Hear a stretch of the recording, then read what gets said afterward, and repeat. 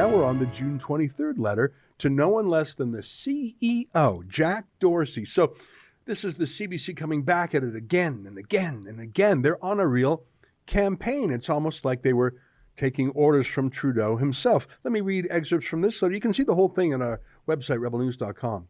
Mr. Dorsey, as President and CEO of Canada's public broadcaster, I am writing to request a meeting with you to determine how we will ensure that Twitter effectively acts in removing offensive material from its platform. Can you imagine if the shoe was on the other foot? If Jack Dorsey said, "Dear CBC, I would like an immediate meeting with you to talk about how we can remove offensive things on your platform." Could you imagine how CBC would squawk about that?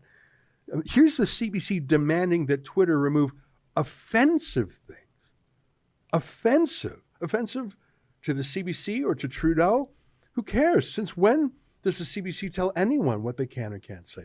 This next part's very interesting. On June 10th, I met with Michelle Austin and Cam Gordon, your representatives here in Canada.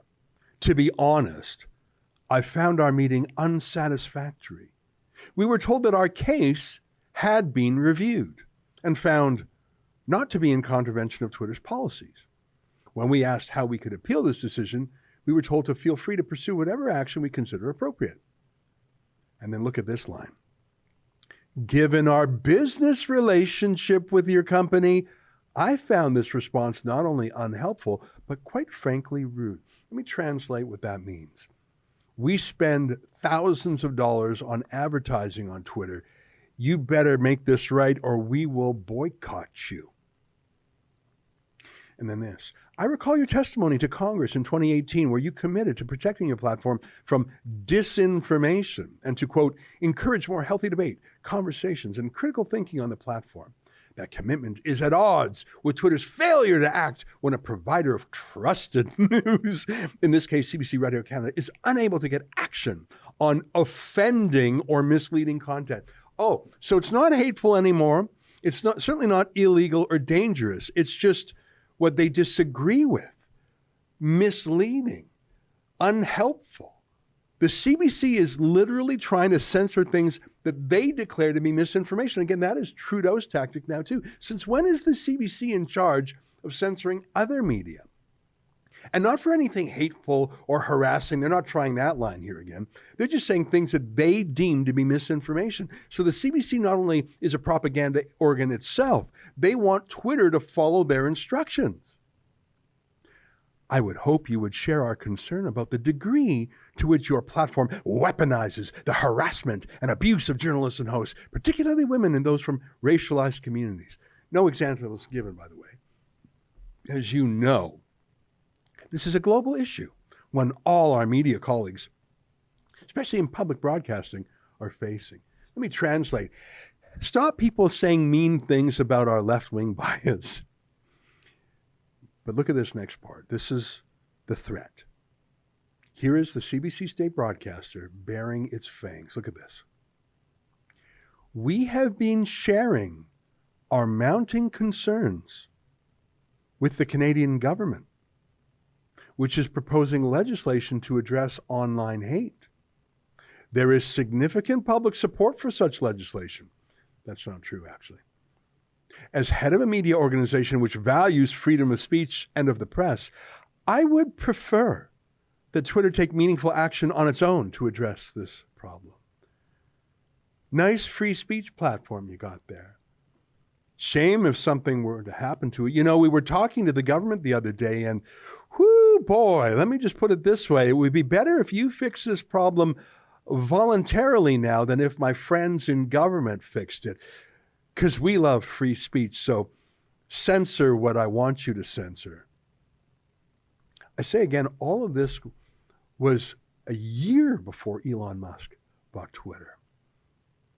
I say again that these access to information documents, which were exclusively given to us, they're still hiding 5 of the 14 pages. They blacked them out.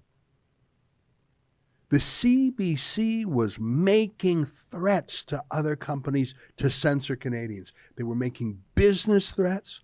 They were making political threats on behalf of Trudeau. Will Trudeau admit that or will he disavow that? Was Catherine Tate just talking tough, or did she really say to Trudeau, I'll help you get Twitter, and if they don't bend the knee to me, you come in with the heavy stuff? Catherine Tate, the boss of CBC, is indistinguishable from Trudeau in terms of political policy. Her letters could have and maybe even were written by Trudeau's office. And everything I've showed you today is what they put in writing.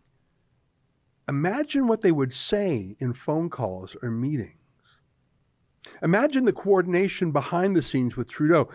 She already admitted that they've been consulting with the government on what to do about Twitter. And imagine what they've already got away with pro-censorship companies like YouTube and Facebook. Catherine Tate of the CBC is not a journalist.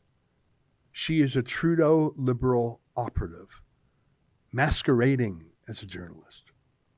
She's literally the personification of fake news.